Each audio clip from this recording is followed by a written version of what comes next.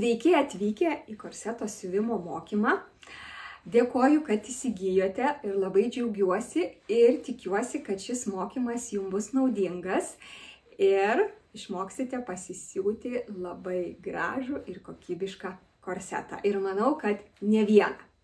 Dėl to jau ir pasistengiau, nes mokymo medžiagą ruošiau itin kruopščiai, sudėliojau visas pamokas, kad stepas po stepo, kaip sakoma, žingsnis po žingsnio galėtumėt keliauti link gražaus ir kokybiško gaminio.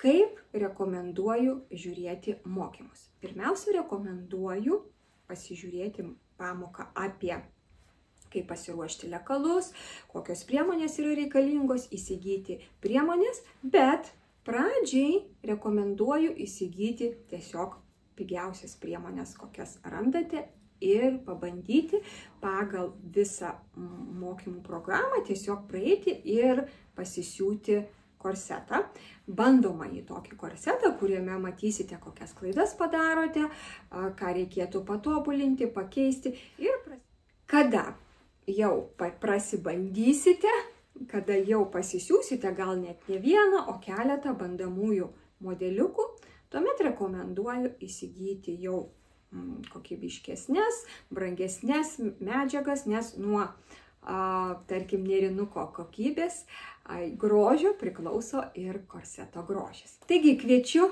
nerti į korseto siuvimo pasaulį, žiūrėkite pamokas, linkiu jums įdomių įspūdžių ir be abejo gražaus gaminio.